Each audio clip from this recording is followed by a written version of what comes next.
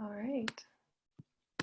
Well, hey everyone. My name is Holly Rose. I'm British Canadian and I am the development manager at the Green Party of England and Wales, and I'm part of the team that brings you these live events.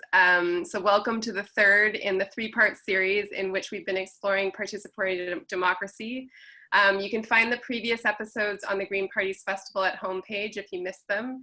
The team will share the links in the chat so you can save or bookmark the links. Throughout this series, we've been going beyond the question of what we need to do to demand a green recovery and exploring how we can create a green recovery and find more effective ways of communicating and collaborating in order to urgently move forward the progressive environmental, climate, and equitable changes needed to make a green recovery possible. And by the term participatory democracy, what we mean is a form of government that differs from the representative democracy that we practice here in the UK, where we use our right to vote to elect representatives, to go to parliament or sit on councils and legislate on our behalf. Participatory democracy is when citizens are invited and empowered to get involved in policy development and even budget management. And I think one of the best known popular examples is the concept of citizens' assemblies, which many of us know from XR's actions. And we first explored participatory democracy on a community level with two of our Green councillors who explained that the more people realize that everything we do is political, every decision we make, every pound we spend, and to an extent every conversation we have is political with a lowercase p. And with participatory democracy, we are hoping that more people will come to demand or become political with a capital P and get involved in policy debates, law creation, and attending council meetings. So in our second episode of this series, we explored participatory democracy on a national level and had a conversation with MPs of three different political parties. So Caroline Lucas of the Green Party, Clive Lewis of Labour, and Weera Hobhouse, who's a Liberal Democrat. And they're currently collaborating on a project called Project Reset. And what that project is trying to do is to understand from people around the country how they would like their well-being to improve as a result of investment decisions made on the back of COVID-19. And as Caroline said, it is her job as an MP to create the conditions in which people can thrive and make decisions in their communities about what's best for them. And this trio of MPs was adamant that collaboration is possible even with unlikely partners to drive forward progress and enable more participatory democracy. So tonight we had plans to sort of open the lens globally. Unfortunately, Marama Davidson was unable to make it last minute. So we have Natalie still, our Green Peer. So welcome, Natalie. Thank you for coming. It's lovely to be here, and at least with my accent I add an Antipodean touch, and I do have an Antipodean history, so I'll do my best to be as international as I can be. You are an international woman after all. So I guess I'll sort of get started, and just sort of ask you questions, and we can kind of go from there, and we'll open it up to the audience at the end. So one of the things we wanted to look at, I guess we should start with your intro. So I think it's fair to call you a global citizen, as we kind of established. Your early life was outside of Sydney, and you studied in Australia, and then you studied abroad, and then you lived and worked in Thailand, and then made your way to the UK just before the turn of the millennium, I think it was, to work for Guardian Weekly as a journalist. And I understand that you hold degrees in agricultural science, Asian studies, communications. So feel free to elaborate on that background. But what I'm really curious about is how you came to the understanding that everything is connected and that there is no climate justice without social justice. And then we'll sort of relate that to participatory democracy after. Yes, certainly. Well, I think, one of the things to focus on that perhaps makes me quite unusual in politics, although less unusual in the Green political context, is having that first degree in agricultural science. And where my greenness came from, I guess, is that it became evident to me as I did 4 years of agricultural science at the University of Sydney that Australian farming wasn't so much farming its soils as mining them. And we were shown how what was happening was incredibly destructive. But we were just told, oh, well, that's what happens and that's what you just get on with doing with it. Now, if I put that at the same time, combine it, my first politics, I always say, is feminism. I became a feminist at age 5 because I was told, because you're a girl, you're not allowed to have a bicycle. And being 5 years old, my first reaction was, well, I want my parents to have a baby brother and then I can ride his bicycle. But once I got over that one, I kind of said, well, it's not fair that just because I'm a girl, I'm not allowed to have a bicycle. And my experience all through my school years, my teenage years, even my early university years, was that people were always saying to me, not only you can't do that because you're a girl, you shouldn't even want to do that because you're a girl. So really, you know, I got to the end of my first degree of ag science, and I hadn't really joined these two things up at that point. Being really passionate about social justice, coming from the feminist angle, I looked at the way my mother had been treated. And, you know, in many ways, Australia in the 1970s was Betty Friedan's problem with no name. My mother was just a homemaker, quote unquote, was treated with total disrespect and, you know, didn't even really feel like anyone respected her. That made me really angry. And I could also see that environmentally things just didn't add up. But, you know, I didn't at that point really see how those two things joined together. And actually, it was interesting how out of the mouths of young people, I spent a lot of my time going to schools, universities and colleges and saying politics should be what you do, not have done to you. And I was with a group of 10 and 11-year-olds in North Yorkshire. And I was saying this to them and, you know, suggesting some ways they could do politics. And one of them came to me with a question I really had to think about, which was, well, when you were our age, 10 or 11, did you do politics? And I had to say, no, I didn't. And I had to think about why I hadn't. And I think what was crucial was, you know, I grew up in what was essentially a very neoliberal, Thatcherite type Australia in a very individualist context. And what was missing, I had the awareness of the social justice, the environmental justice. What I didn't understand was that people have to get together and work together, trying to do one thing as your own. So I was, you know, always out there taking on the authorities, arguing with people, saying it shouldn't be like this. But I didn't have the idea of looking for other people like me and getting together to do things. So if I look at the sort of the three sides of the triangle, what was missing in my young years was that sense of communal working, of getting together with others as a team.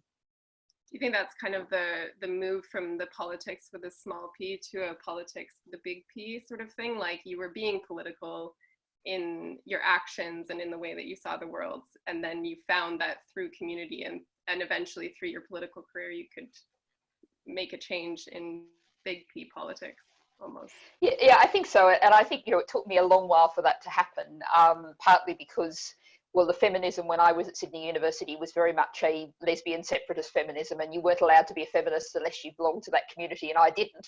And then I went and worked in country Australia, and, you know, my first job was in Henty, population 1,000, that had the top pub and the bottom pub. So there wasn't a lot of people to get together with to share my ideas with in Henty. And then I went to Thailand, so you don't really do politics when you're there very much as a you know, an outside worker in a country. So it took me a long time to find my groups, to find my communities. And that was, of course, all before the online world. You know, I'm generally a protagonist for social media, for online worlds, because I think people like me have the chance to find communities of interest much more easily than I did through most of my first decades. Definitely. And I guess one of the second, this might be a little bit jumpy, everyone, because we have sort of some questions that were for Marama as well. But when we're relating participatory democracy to systems change, one of the reasons I was asking how you came to know everything was connected is because the Green Party's political movement is a global movement. I think there's over 100 Green parties globally currently. And one of the core ideas we aim to bring to the fore is that the climate crisis has no borders. And because of this, we have to collaborate to address the issues. However, you know, if climate change and or if climate justice and social justice are interdependent, we can't just collaborate on reducing carbon emissions without working to redevelop the systems of supremacy which are creating injustice and forbidding or prohibiting our ability to make progress on social, climate, and environmental front. So with that in mind, with everything that is connected, but it's not just a message that sort of this whole sort of intersectional environmentalism doesn't really fit into a soundbite or a meme, and that's sort of how people get information, mostly political information these days. So given your background in communications, I'm really curious how you think that we can transition towards conversations that help us move beyond this sort of siloed thinking and siloed legislation and start to sort of look at the intersects as they relate to one another. Do you think that participatory democracy is something that could help in this instance in terms of connecting the dots for people? I think certainly it does. I mean, I think there is a responsibility for those who kind of do politics and do communications to work out ways to do this and to make sure that we're, you know, I mean, if we take that phrase, which comes from the Green Party of England and Wales philosophical basis, economic and environmental justice are indivisible.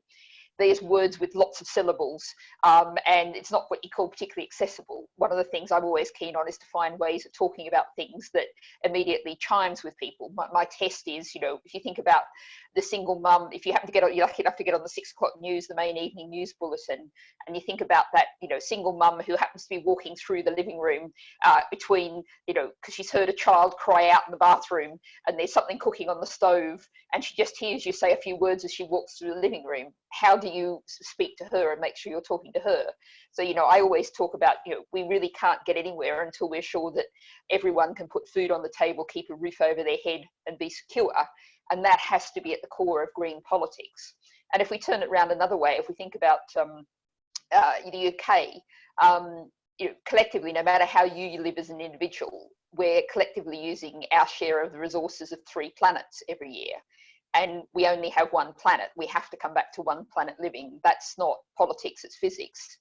But if you just say to everyone across the UK, right, everyone cut back by 2/3, that literally leaves lots of people dead. The people who are already skipping meals because they can't afford to buy the food, who are switching the heating off in winter and shivering because they can't pay the bills. So green politics, I would say, you know, there are people who call themselves green and right wing. I think that's philosophically entirely incoherent. You have to be, and if you look around the world, and if we take the perspective from New Zealand, from virtually all of the other world's green parties, we all sit in more or less the same political space. And that's a political space that says you have to have that justice. But the kind of third prong of that, of the economic and environmental justice, is also the democracy. Because, you know, unless people feel controlled and empowered and able to make decisions for themselves, you know, politics now really splits between the far right, who are people who say this is a difficult, dangerous world, and, you know, we've got to grab as much as we can for us and ours, build walls to keep the others out. And, you know, we're looking for a strong leader to lead us into this place. Whereas our side of politics says there's enough resources in this world for everyone to have a decent life if we share them out fairly. And one of the things that has to be shared out is the power, the control. And, you know, people will come to us if they feel hopeful, if they feel like they can make a difference, they can be active. So we really want to empower people, whereas the other side of politics, the far right, basically wants people feeling fearful and powerless and worried. And that's one of the reasons why, when we're talking about the climate emergency or the nature crisis, you know, I always don't want to go too far down the road of focusing on the threats and the dangers, because there's a real risk that that plays into the hands of the far right. Yes, we're in a bad place, but the good news is the status quo is profoundly unstable. Things are going to change. And what we can do is build people up so they think, well, you know, I can make a change. When I say to talk to schools and say, do politics, and they say, what does that mean? I say, well, look around the school, see something you don't like, and get together with your friends and start a campaign to change it. At which point the teacher who invited me goes, oh, what have I done? But I have heard reports that, you know, that has happened. And once you've had your first victory politically like that, then you think, oh, what's the next thing we go on to do? You know, there was some wonderful group of cleaners at the University of London who were mostly women from Latin American backgrounds. I had to have a translator with them because they only really spoke Latin American Spanish. But they actually had what was called the 3 COSA campaign. That's 3 things in Spanish. And they wanted equal holiday pay, sick pay, and leave as the academics had proportionately. And they virtually won it. And instead of sitting back and saying, oh, right, we've made it, we've done it, they went, right, what's our next campaign? And I met some of them later. They were on a campaign with bicycle couriers in London, who, you know, the most difficult people to organise, you'd imagine, in London. And the cleaners were out on the campaign supporting the bicycle couriers. And that's the kind of wonderful, participatory, engaged economic democracy that you can build if you leave people feeling empowered, excited, involved, and hopeful. Yeah. I think too, one of the things that has been revealed, I mean, there's a few things. One is with, BLM, with the BLM movement, people realizing, the disparity even in the UK, that as it relates to the US and to the country now known as Canada and Australia and all these different countries that have this sort of intersectional issues that haven't been dealt with for generations. And that even with XR and other movements that have protests calling attention to these issues sort of mobilizes people, but then you need to have an access to the governmental institutions that can bring that change. And I guess that's one of the projects with Caroline Lucas, trying to devolve power from central government in order for, like you're saying, people to start to be active in their communities and make change in their communities for their specific needs, because central government can't be making decisions for everyone because they can't possibly know every issue that people are living through. And this all relates back to sort of racial capitalism and the GDP economy. There's this great quote by Bobby Kennedy that sums up the problem with GDP. And he says, GDP measures everything except that which makes life worthwhile. And I take that to mean that we are foolishly chasing an impossible dream. Infinite growth is not possible because the earth can, even though the earth can regenerate, as you know, with the amazing hopeful corner that is agroecology and rewilding and all these facets of regenerating soil that draw carbon down into the soil and protect against flooding and drought and protect our food and water and air and everything that sort of sustains life on land. But infinite growth is not possible. And GDP was created by people who don't understand how the functions of the earth and that the resources are finite. And these systems put people and the planet in a position where they're working for the economy rather than the economy working for people and the planet. And the way that the GDP system is valued doesn't measure the value of the impacts that the system has on the health of people and health of the planet.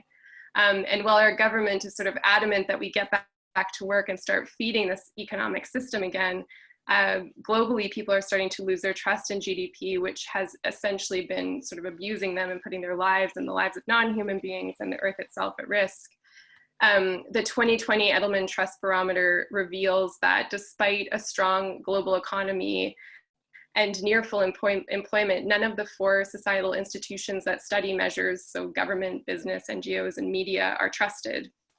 And I think in one of our Green Party articles that was sent through, that people in the UK are getting 83% of their news from Instagram, which we were talking about before we started this. So, the cause of this paradox can be found in people's fears about the future and their role in it, which you've touched on, and which are sort of wake-up calls to institutions to embrace a new way of effectively building trust by genuinely balancing competence with ethical or equitable behavior. I think the team, for anyone's interested, is going to share a link to that Edelman Trust Barometer for anyone who's interested in reading more. So based on that, income inequality now affects more than just economic growth. And unsurprisingly, there's a record level of trust inequality, meaning that people on higher incomes with better educations and have more influence within the system, or who have more influence in the system and more privilege, trust these institutions, whereas the mass public do not. How do you think we should shift our systems to develop greater trust among people and institutions? And might it help us progress the well-being economy in this country? Yeah, well, I think there's a really interesting stats, and one of the things you can draw from that is, I've always been a great believer in the wisdom of crowds, and why I, innately believe in democracy, is that, actually en masse people make pretty good judgments about whether things are right or not. And now you might say, for example, that you might think, as I do, that the Brexit vote, some people might take that as an indication not of that. But I think if you look at the people, many of the people I met who voted for Brexit were basically saying, we don't feel like we're in control of our lives. We don't necessarily think this will do it, but we're just going to desperately lash out in the hope that things will change, and we're seeking change. And I think we can very much understand that. And I think what we're seeing is, of course, COVID-19 has been a huge and massively continuing tragedy, and there's so much suffering.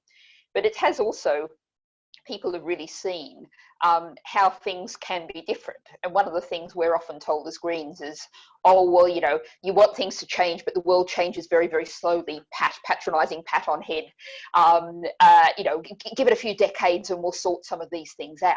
But COVID's shown that we can change things really very quickly, as we did in, you know, virtually like that. But also people have seen, you know, the obvious things like, gosh, the air doesn't smell like diesel fumes anymore. And gosh, I can hear the birds singing, and I'm not quite sure if that means there's more birds or it's just the traffic noise doesn't drown them out. Or indeed, I think a hugely telling study I saw it in Nature a couple of days ago, that the rate in a number of places, and they're thinking it's widespread, the number of premature births, you know, really dangerous, very low weight premature births, has just gone enormously down in lots of the global north. And it's thought that's possibly due to women being under less stress, not, you know, having to work right through their pregnancy, and also potentially the air pollution issue. And so, you know, we've seen that we have a deeply, deeply unhealthy society. And one of my, you know, run a thought experiment, you know, if you're looking for some optimism, just imagine that we actually had this amazingly wonderful society for people, that we had, you know, everyone who had a job wanted it, it paid everyone a really comfortable, decent living wage. We had really, really low levels of mental ill health. Everyone felt really secure and good about themselves and had great time to spend with their family and their friends. We had that society, and then we suddenly discovered, oh, there's this climate emergency and there's this nature crisis, and we're going to have to change everything because, you know, we're messing the planet up. That would actually politically be really difficult. We actually have a huge opportunity in the fact that people can see that this society is making them ill, is feeding them bad, terrible tasting food very often, is giving them no time to spend the things they really want to do. You know, one of my very old phrases, some people on this call will have heard before, but, you know, no one lies on their deathbed and goes, I wish I'd spent more time in the office. But that's what we've been doing in Britain with the second longest working hours in Europe. I mean, I've been doing a lot of work on the agriculture bill, and, you know, it relates, these things all tie together. We eat on average twice as many ready meals as the rest of Europe does. We have on average double the commuting, this is pre-COVID of course, double the commuting time that the rest of Europe does. We have the second longest working hours in Europe. We also have very high levels of mental ill health. We have the highest levels of family breakdown. We're just a deeply unhealthy society that's not delivering for people.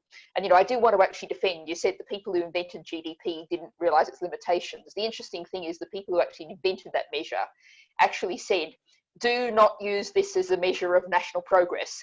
This is a terrible measure of national progress. And what we've been doing ever since is using it as a measure of national progress. And I think we really are at a point where that can and must change. And, you know, I've been working with Caroline Lucas with the All-Party Parliamentary Group on Limits to Growth, and they're talking a lot about the idea that we currently suffer from an addiction to growth. You know, our mainstream political parties, and Labour is no different on this at all to the Tories, actually, you know, their answer to everything is, oh, we've got to fix growth. And maybe they want to share the growth out a bit differently if you look at Tories and Labour, but they both still depend on growth. And, you know, we simply can't do that anymore. So it's only as Greens that we have an idea that, say, pie is only a certain size. So that means everybody has to get a decent slice. Really, still all that Labour is saying, oh, we'll make the pie bigger and then people getting crumbs will get some more crumbs. We're saying something fundamentally different with, you know, policy I'm very attached to, universal basic income, you know, ensuring that people have that security they need, you know, the chance to breathe and say, I don't have to worry about paying the rent. I don't have to worry about paying for my food. I don't have to worry about, you know, working 50 hours and commuting 2 hours each way a day. I can just live and work out what I want to do. And that's where we're trying to go.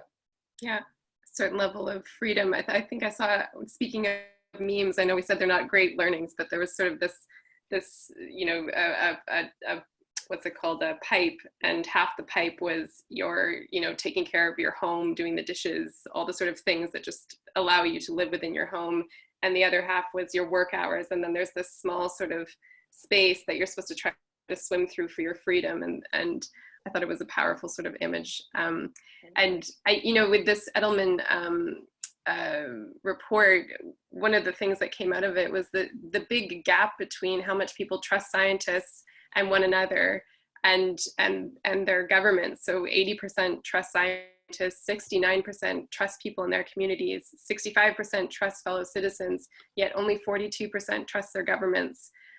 Does that tell us anything about the merits of participatory democracy or more participatory democracy, or how that relates to sort of systems change?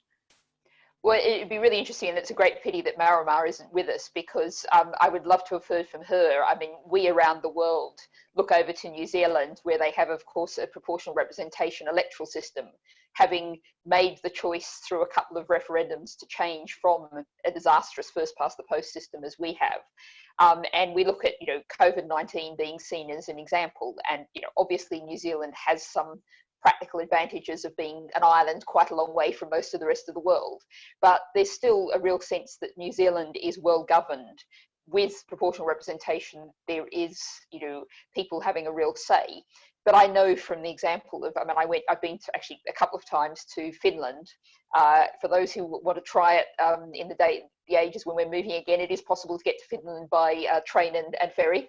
But I went to Finland, and it was fascinating because talking to social workers there, and they're kind of a bit fed up because they're used to everyone coming to Finland and going, oh, your social security system is so wonderful, and your government is so wonderful, and you do things so well, and your streets are so clean. And of course they're going, well, no, but we want to make this better, and we're not fixing this properly, and we need to do that better. And, from that experience of Finland, I've learned that what people are saying is, even though they're much more democratic nationally and they have much stronger local governments than we have, they still feel like they want to have more of a say. And, I haven't been there, but there's a guy in Sheffield who's done quite a bit of work on Iceland. Now, Iceland is actually roughly the population of Sheffield, but Iceland has a president, a parliament with 54 or something MPs, and it also has below that a layer of local government. And that layer of local government is about a third the size of a council ward in Sheffield. And that layer of local government is actually recognised in the national constitution. That layer of local government, the size of a third of the size of a Sheffield ward, has real control over local transport, local schools. And, that's getting really down to the level of pretty well participatory. You're going to bump into the people who are making decisions when you go to the post office or when you're in the shop or whatever. And, it's really engaging and involving people right down to a local level.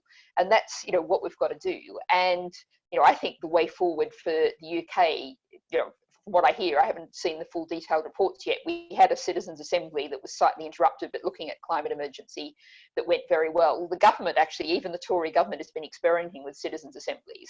And so getting a truly representative group of people together to talk, to make decisions, to inform themselves. The other case where I saw this a little bit in action was the Electoral Reform Society. Actually got a little bit of money, probably 4 or 5 years ago now, and they ran a couple of trial citizens' assembly on electoral reform in local government in Southampton and Sheffield. And I actually met some of the people participating in that. And I met a lovely man from Southampton who just retired as a newsagent. And so that's why he went along. And he wasn't, I wouldn't have agreed with him on lots of things on politics, but he was a fascinating case study of a person who'd never been engaged before, just saw this advert and went along to the citizens' assembly, on the off chance because he just retired and was looking for something to do, and got really engaged and excited and involved in politics, and really, had learnt lots of stuff and was really engaged. And so, I think there's the possibility for people to do that. But of course, this is where the intersectionality comes in, because I've spent many of my evenings, as I'm sure lots of people on this call have, at local public meetings. And you've got a whole lot of people, members of the community, who are expected to come along and give their time and energy for nothing. People who have very little time and energy to spare, very often. It's often women who've scrambled to get the kids fed and into bed before they've come out to the meeting. And then you see the often men in suits lined up at the front of the room, the experts, who are being paid to be there. And so there's this real imbalance of power. And, I've been talking for a while, so I'll stop in a second and perhaps we can go to some Q&A, but to practice what I preach. But I just want to share something I heard at City University, an event on our food system. And there's a food group in Brighton and Hove that works particularly with people with drug and alcohol problems, people with mental health issues. And they've got a principle, which I think is a great one, that when they ask people to participate in studies, to be the community reps who share their views and talk about their experiences, they try to always reward them in some way or another. They try to give them vouchers. What they do sometimes is they try and get one of the participants to come along at the kind of conference we were at, where you normally get the expert presenting, and give that person a chance to present from the real world experience as the study is presented. And so, I think we need to have participatory democracy, but we need to make sure people have the time or get rewarded for their time in some way so that they have the chance to really do it. Definitely. I think, if in part of the participatory democracy as well has to sort of be on the global level, like we were talking about before. And I think, talking about economies and how they're sort of restricted by national boundaries, since Roman times at least, we've been living in a globalized economy. It is safe to say that our economy is surely more globally independent than ever before. But given that, do we need to create different global metrics for our economy, above and beyond establishing well-being economies at home? But when it comes to trade deals, G7 summits, and things like that are still basing negotiations on GDP, how do we go sort of about shifting the global market? And from an environmental perspective, next year we have both COP26 here in the UK and the World Biodiversity Forum on the horizon. How could we be working together to influence our governments to make inroads towards agreeing to frameworks for maintaining a global well-being economy that addresses not only the science of emissions reduction, but reverses the sixth mass extinction, but also what it means, for people? What do you think about that? Well, I think it's interesting. I have a little theory which sometimes provokes a smile, that I think actually the Financial Times will be the first newspaper that says vote green in a general election, in their editorial column. Because one of the interesting things is that kind of intelligent end of the current system is increasingly saying, gosh, they may or may not put it in these terms, but gosh, the current system is inflicting massive externalized costs on the world, and we can't bear the weight of those costs anymore. And the damage done by the climate emergency is so great. The weight of debt being laid on our water companies by privatized, privatization, the ownership of hedge funds, people pumping massive dividends out and paying themselves, and just loading these companies with debt. There's all kinds of ways in which the more intelligent end of the current system is saying this just cannot continue. It's got to change. And I think, if we look at this in a structural kind of way, I start by making this really concrete and saying, the price tag of any particular good has to reflect the actual real costs. And if you take, the £5 t-shirt that you might see in Primark now, of course, the real cost of that is massively, massively higher. And if you put the real price tag on it, then maybe the £40 t-shirt that's made from hemp grown in Kent, spun in a nice factory in Kent and sewn up in a cooperative little local craft workshop can compete. But of course, this is where the economic justice has to come in, because, I don't blame someone who has a job interview on Monday and really needs a nice pristine white t-shirt and goes into Primark and buys that £5 t-shirt, because that's all the money they've got. So, we're talking about this a lot with the agriculture bill at the moment. A healthy diet in the UK is roughly 3 times as expensive as an unhealthy diet. Lots of people simply cannot afford to eat in a healthy manner. They live in a food desert. There's no fresh food available near them. We're making it all immensely difficult. So we've got to change things at that level. And when we're talking globally, that means that we've got to put this on the agenda and talk about it. And, of course, it's difficult with Trump, with Putin, etc. But, what we've got to do is fight and win where we can, ensure that we are working cooperatively and well with the forces that are on the right side. And, you can't just click your fingers and change the whole global system. But what we can do is change things in the UK, change the way the UK acts diplomatically. And, there's a lot around at the moment discussing. We have all issues to think about the UK's place in the world. And there was a fascinating thing on Bloomberg today talking about how the rest of the world can see us, flailing back and looking back to when we were an empire. And we really have no place in the world. Our place in the world was as a member of the EU. That's now disappeared. And we need to think as the UK about, being perhaps a little bit like New Zealand, which I think is generally seen for a force for good in the world, modestly doing what it can, does a lot of work supporting Pacific Island states, a good force at climate talks and other environmental talks. We should, I don't think Boris Johnson would like this, but, in so many ways, we should aim to be much more like New Zealand. I agree.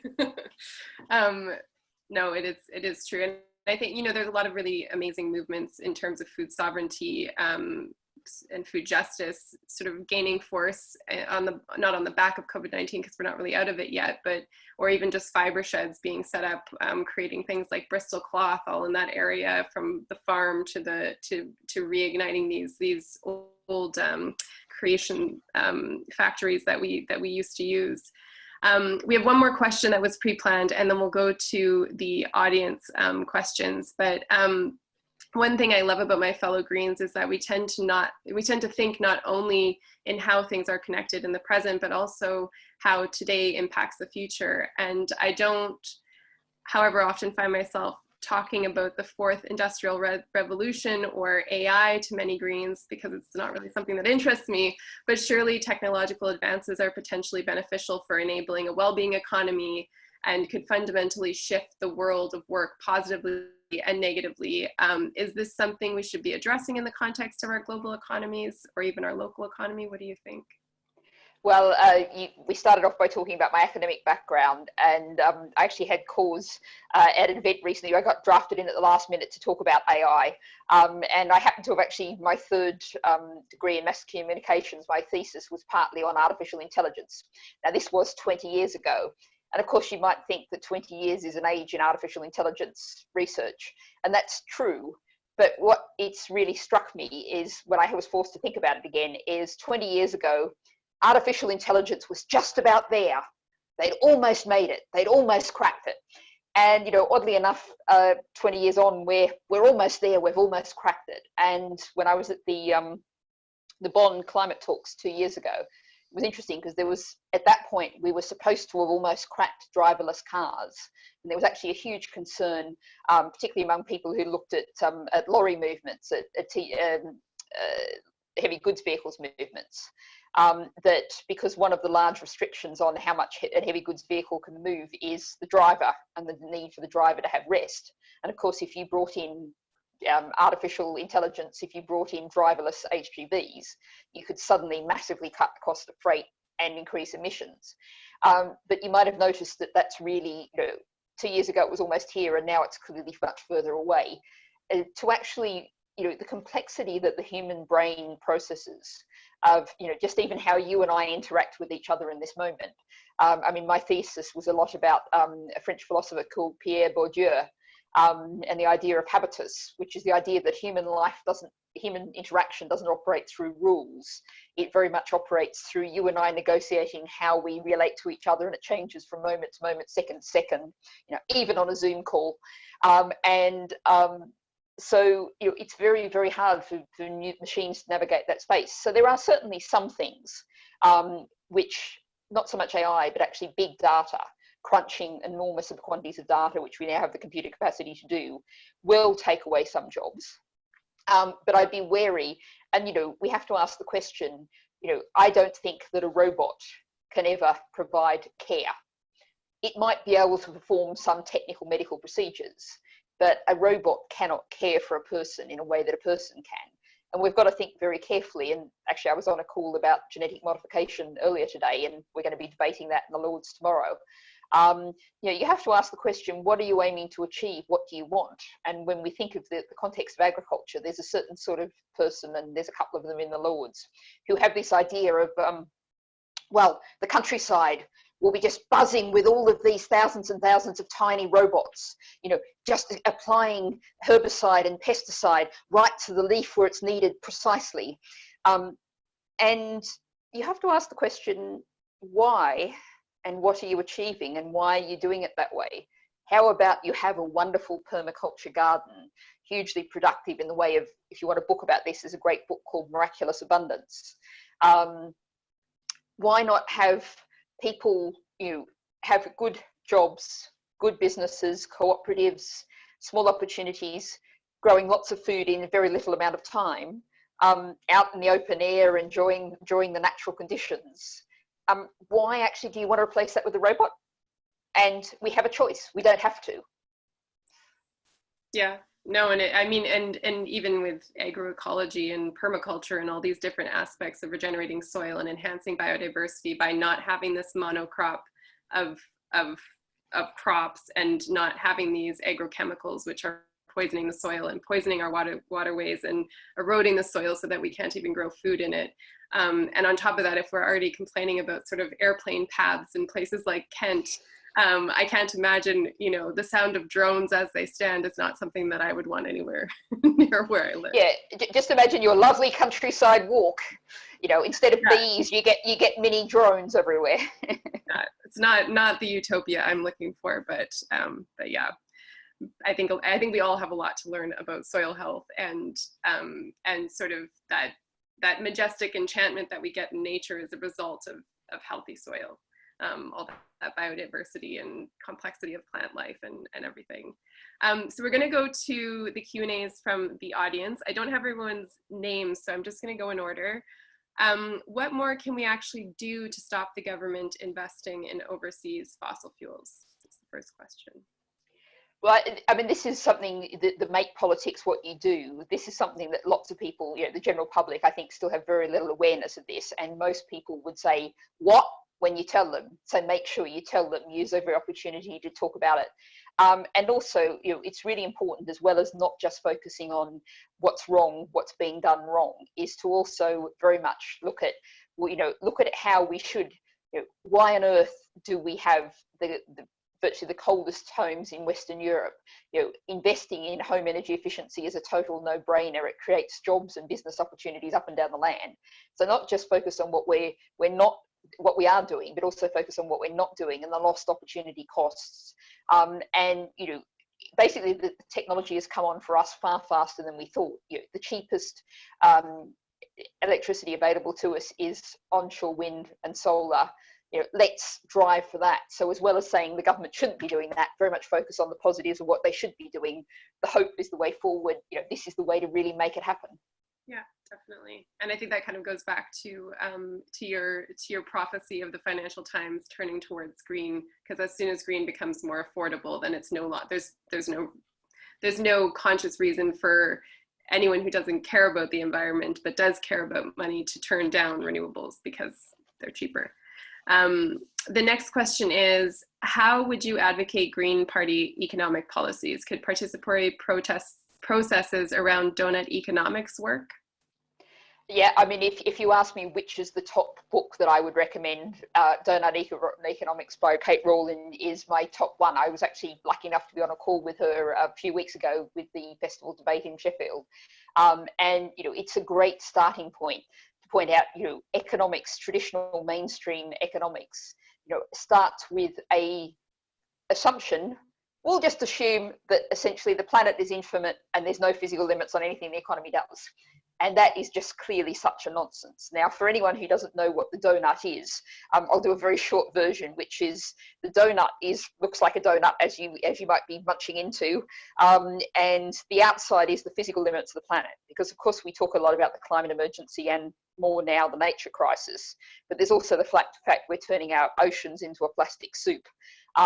There's the fact that, as we've been talking about, our soils, we've been talking about how great healthy soil is, but the vast majority of the world's soils are unhealthy. There's something like 40 years of harvests left in them. And, my first degree being agricultural science, I can get very geeky about soils, but I won't do that to anyone except to note that if you want to know, one of my small claims to fame is I did get the word tardigrades in Hansard for the first time ever, which I'm quietly proud of. It was in my maiden speech. But we have those limits of the planet that we're butting up against or going behind in terms of the donut. And the inner ring is human needs. And we want to live in the donut. So we want to meet everyone's human needs within the limits of the planet. Now, fact, of course, is actually for lots of people, the way life is now, lots of people are huddled miserably in the hole, not getting the resources they need, while meanwhile, what some people are consuming is boasting that donut out well below the planetary limits. So, donut economics is a great place to start. And one of the things that Kate has done really well, and if you go and have a look at her website, they're starting to do some good little animations and things. And, another good place to look for information is the New Economics Foundation. And I think they've started to do this a bit now.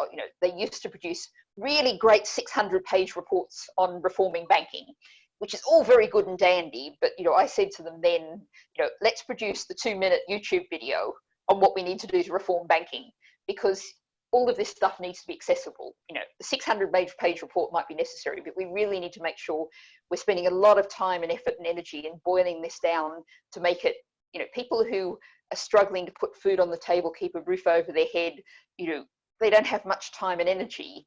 It's up to us to do the boiling down so we can give them easily accessible endpoints. And, the same thing also applies to politics, that we have to make sure that people can get involved in the politics we do in the Green Party or any other politics you're doing.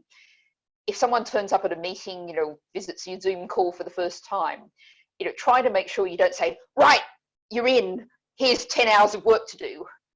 Give them the 30-second or the 1-minute option to get in, to get involved, and then see how much time and energy they've got. Don't ask too much of people too soon. Yeah, that's good advice. One of the next questions is, what would be our first steps towards UBI? Would it be enough to live on, or just something to chop off housing benefit and utility bills? Would employed people get it? Well, universal basic income, first of all, to define, to be any kind of universal basic income, the first bit, universal, means I think it has to go to everybody. I'm talking here about bringing it in total, not a trial. I'll get to trials in a second. So universally, it has to go to everybody. I think to be a UBI, it has to be enough to meet your basic needs. Now, what the Green Party proposals in both 2015 and 2019, we presented then both times fully worked out proposals. We kept housing benefit because the British housing market is just so skewed that you can't just pay one figure all around the country, because there's such a difference between London and Southeast rents to the rest of the country, and they're so ridiculously high, it just doesn't work. So I think UBI has to be universal, going to everybody, and it has to be enough to meet people's basic needs, even if you have to do something like top up housing. There's a risk that if you pay a really low level, it works like a wage subsidy.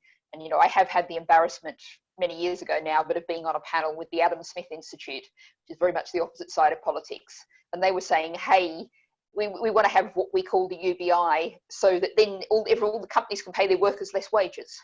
So I think if it's not set at a level that meets people's basic needs, then you're at risk of creating that situation. So you want to start, as we've always started. I mean, in 2015, the figure was £90 a week, at a kind of basic unemployment level benefit, which we would have liked to have been higher, but we had a fully costed manifesto. That was the best we could do.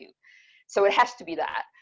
If you're going to run a trial, you can try different things. Finland ran a trial with people who were long-term unemployed, and that showed that both their mental health and well-being improved, and they were more secure, and they actually worked a little bit more. Trials can be good, trials can be partial, but if you're going to talk about universal basic income, it has to go to everybody. And just a quick answer for anyone who's wondering, people go, well, why are you paying it to millionaires? Well, they don't get any richer, you take it back off them in tax. But the great advantage of universal basic income is that it's the absolute opposite of universal credit. Universal credit is extraordinarily conditional. It has a whole lot of criteria that your payment's supposed to go up and down with, and that makes it utterly dysfunctional and puts people in a terrible situation. The best kind of benefit is an unconditional benefit, which UBI is. As for example, we've been arguing about the free TV license for the over 75, which has been another sort of unconditional benefit. And as soon as you put conditions on it, some people who should get it are going to miss out, fall through the cracks, and suffer as a result. Yeah, definitely. They did a trial of UBI in the province I grew up in the country now known as Canada, in this city called Dauphin, Manitoba. And what they found was that young people, the people who stopped working or went to part-time work did so in order to take care of their children themselves, so take care of their young babies themselves, or to go back to school and obtain higher education, or for fathers to split the parenting duties with mothers. And it was all sort of positive benefits similar to Finland. So it's definitely hopeful, and it's part of Green Party policy as well. And one of the lovely things about that story from Manitoba in the 1970s was that it's set up by a left-wing government, and a right-wing government came in and they actually locked the records up for a couple of decades because they didn't want the good results coming out, which is a nice little extra to the story. Yeah, and I think they were about to do one in Ontario as well, a test, but then just as COVID came through, they cancelled it, or it was either a right-wing government or COVID it was a right-wing government. I was actually at the BN, Basic Income Earth Network conference in Finland when just after they cancelled it, and it was horrendous because there were people who'd had it for 1 year and thought they had it for 2 years and just had the rug wrenched out from under them, and it was absolutely disgraceful by a right-wing government. But yeah, I think we're supposed to be comparing to New Zealand, not Canada, but yeah, anyway. That's yeah. There's quite a few questions, so I'll maybe ask one more. That's about all we have time for. Let me see. Now we no longer have MEPs or a formal voice in the EU. Our amazing Sheffield Majid is no longer an MEP. How do we create international collaboration in Europe and beyond? Well, I think it's really important for all of us, and it's something I'm involved in, and I'll point people, perhaps someone can put a link in the chat to the European Green Foundation, which is actually an umbrella group for all the green think tanks around Europe. But it's a way in which I'd urge people to sort of look at that. You know, they're often looking for authors. They have projects, things you can get involved in. In fact, there's one on the weekend with the Green Economics Institute that I'll be speaking at. You might want to have a look for that as well. So I think it's really important for us to reach out. I mean, I think there's lots of continental Europeans. Terry Reintke, who's a German Green MEP, for example, you know, I know is working with Molly Scott Cato in forming a sort of friendship group, Europe, UK Green linked group. But it's up to us as Greens. You know, we are internationalists, we are European, we believe in working together. And, you know, there are also really huge practical advantages for us because, of course, as with New Zealand, you know, nearly all continental Greens have, to varying degrees, fair, actually democratic electoral systems. And so they're in situations of being in power, of making decisions, of being able to do things. So it's really, we could do a lot more of this, I think, you know, share examples of what they've done, talk about their successes, talk about their experiences. And one of my case studies is the Belgian city of Ghent. And I was actually there with the Green European Foundation. And it was about 18 months after they'd essentially made the city centre car free. And we talked to the Green Transport Cabinet member who'd done that. And they'd done that against massive opposition, you know, the kind of opposition we see in the UK when we want to perhaps pedestrianise a street or something. And, you know, the businesses say, oh, we're all going to go broke. And people say, but how will I get to the shops if I can't drive and park outside? And they had all of that in Belgium. And that was about 18 months before. And when we visited, there were still some posters up in people's windows, you know, anti the scheme. But we were there just before a city council election. And not one party, not even the really hideous far right party, said, we're going to go back. They were all saying, you know, well, the far right line was, well, it's a bit tough, so we're going to make it a bit less tough, without specifying. But everyone else just accepted that how wonderful the city of centre was without cars.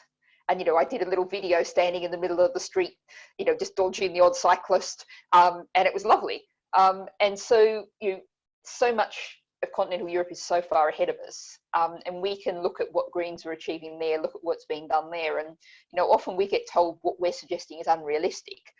Most of continental Europe is there as a model for us to say, oh, no, it isn't. And so it's really important for us as Greens to look to those models, to build those links, as well as the philosophical basis of, you know, understanding we are all in this together, and we have to work together on a European and indeed a global scale. And I don't know, I mean, I'm happy to stay for a few more questions if there's lots of questions. Right. Well, there's one I've been eyeing as a fellow soil nerd. I'm interested that your first degree was agricultural science. As someone with that background, do you have anything to say about the security crisis and what we should be doing about it? I'm sure you have lots to say. I thank you very much for that question. Yes, you're on one of my pet things, and this is where I'll start you with the interchangeability of human welfare and natural welfare, because actually we have the problem with giant industrial monoculture, and one of the reasons why I'm fascinated by soil science is that when I was taught it back best part of 30 years ago now, I was essentially taught it as a chemistry subject. It's a dead substrate. You pour various chemicals in, phosphorus, nitrogen, the plant sucks them out. Now, of course, we know that in healthy soil, there's 1 million organisms in a teaspoon of healthy soil. And if, I was talking about tardigrades, if you want to have a look at, there's all these wonderful, I've also managed to get springtails, which is another microscopic soil organism, into Hansard 2 days in a row last week. It wasn't entirely intentional, it was a bit of an accident. But there's this incredibly complex system, which, if it's operating healthily, actually produces for us healthy food. And one of the fascinating things, and I think food is a really useful thing for us politically because everyone eats, and so everyone's interested in their diet and their food. But the global north, about 80% of people are actually still malnourished because we're not getting the micronutrients we need because our soils are so unhealthy that we're growing food in such an unhealthy way that we're simply not producing healthy food. And if you look at the levels of those micronutrients, levels of vitamins and that have historically gone down and down and down as the health of the soil's gone down. So we need to boil this into not too technical ways and not talk about tardigrades and springtails too much, but to actually say to people that, the way that we can use agroecology, use the forces of nature to produce healthy food. And it means, you get healthy local food on your plate and it tastes better. And let's not, not forget to focus on the fun and the nice sides of life as well.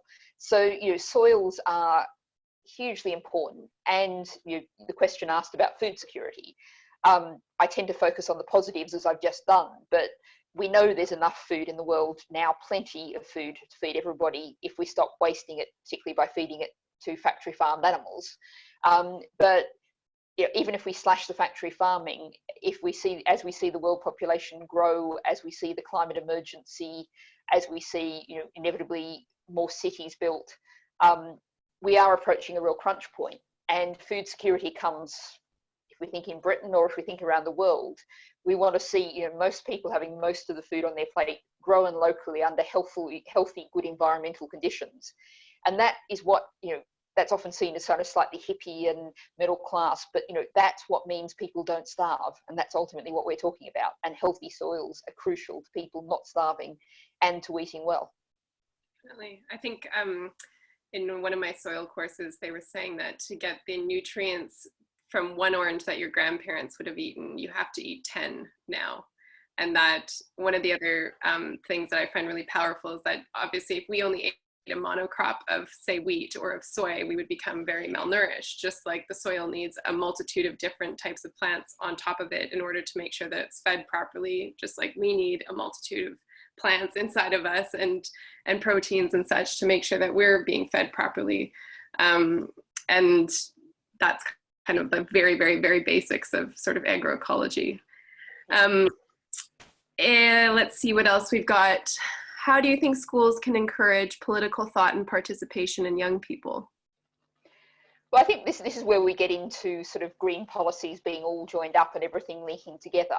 And I think we need to make a lot more of, and I always encourage people to talk about green education policy, because if there's any teachers in the room, I usually get to cheer when I say to the point is we want to abolish Ofsteds, we want to abolish SATs, we want to actually allow schools and pupils to teach and learn and not be focused on exams and tests. And one of the problems at the moment, I mentioned that I go into a lot of schools, colleges and universities, and I go into the exceptional ones because they're teachers who have somehow squeezed out a little bit of time in the school week, in the school year, to have some time to talk about politics in some way or another.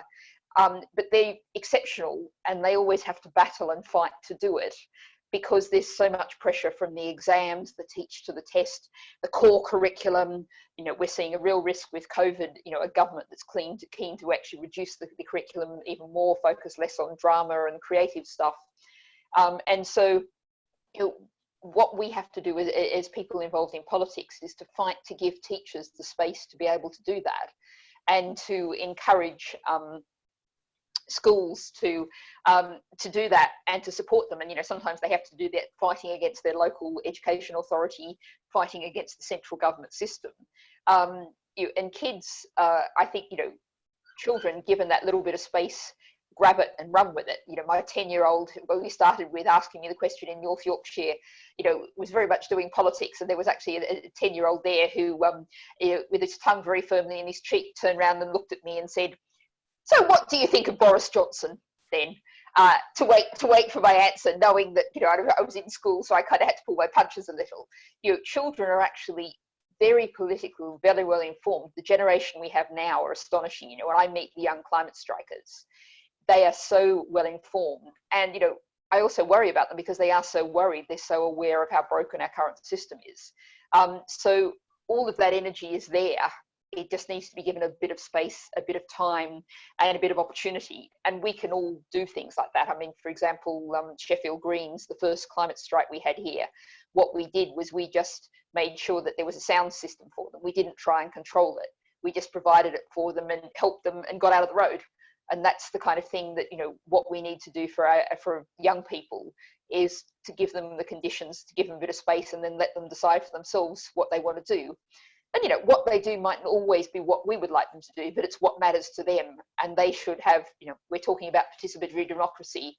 I want to start that actually many years ago in, 2000, no, it would have been 2015. I visited a school, primary school, where around the general election, they'd elected some people from each class to run the school for a day. So there were 7-year-olds who were running the school for a day. And they were all so excited and engaged, and everyone could tell me who'd been elected from their class and why they got elected. Let's start the politics young. We talk about teaching politics in schools. I would say the best way to learn politics is to do politics. So make our schools as democratic as they can possibly be. Do you have time for one more question? Yeah, go on. Okay. Then we better let people go. There's probably people who want to eat their dinner and all that sort of thing. Okay, this is the last one. So there's a couple of questions, I guess, around PR. So how do Green parties show to the electorate that they are different? Mainstream parties may adopt Green policies, but Greens stand out, though their way of working and direct engagement, through their way of working and direct engagement in policy making. Can we show this somehow to better promote participatory democracy? And to just sort of add to that, how would you implement PR? Basically sums up the rest of the questions. Okay, well, I mean, one of the things I did a debate here in Sheffield with an American who, I've forgotten his name, who wrote a book called Against Democracy.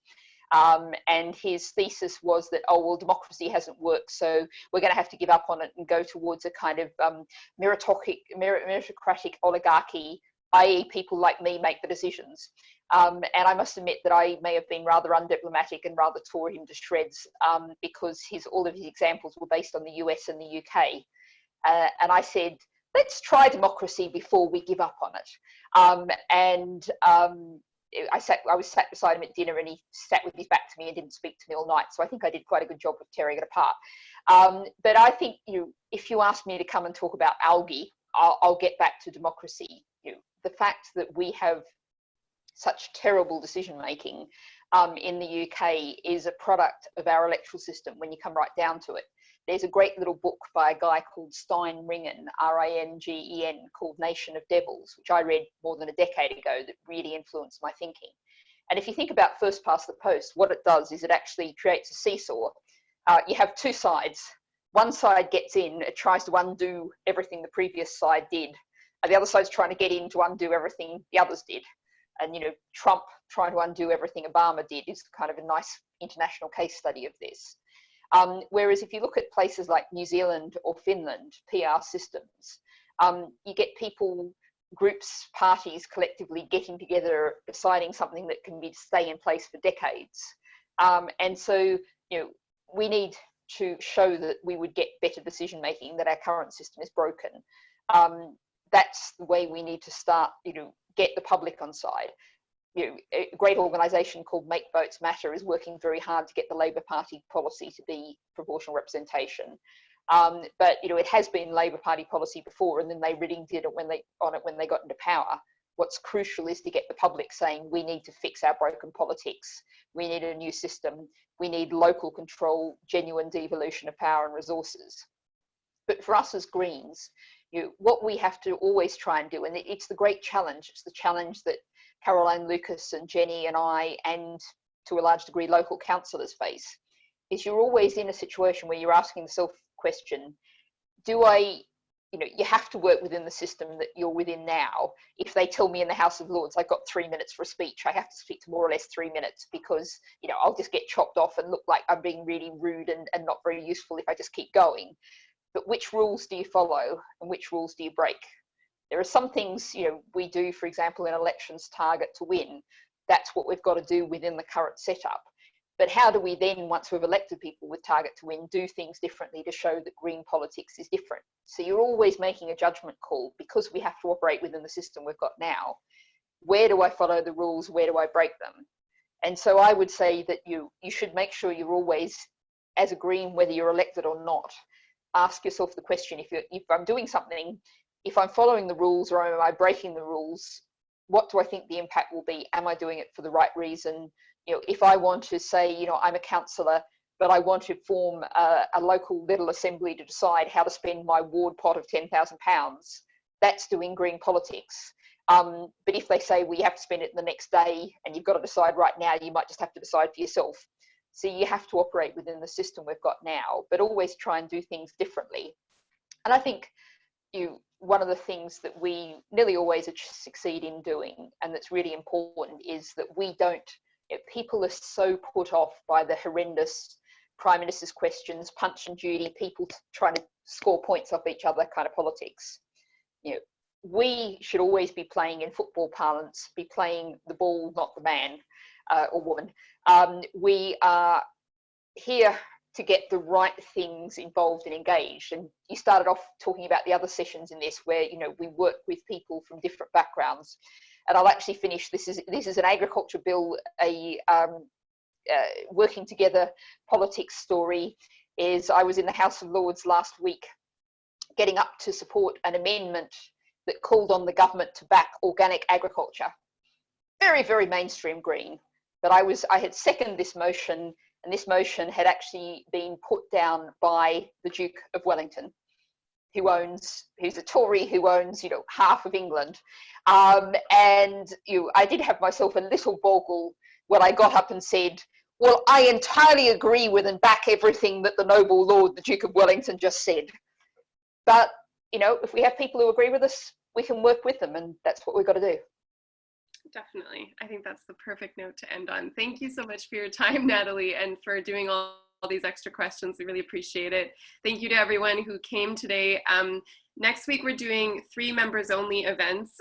So if you are a member of the Green Party, you will have gotten an email at around 5:30 this evening inviting you to these events. They're going to be participatory events, as we've kind of come to the end of our participatory democracy. Now we're asking you to come in and help us sort of shape the pathways of the Green Party. If you're not a member, the team is going to share a link to join. And if you can't become a member or just want to remain a friend, we will send you emails inviting you to our next event after we have it planned. So thank you again, everyone. Thank you, Natalie, and thanks, Green Party team. Thanks for the questions and discussion. Thanks all. thanks Holly. Oh yeah, thank you too. Bye everyone.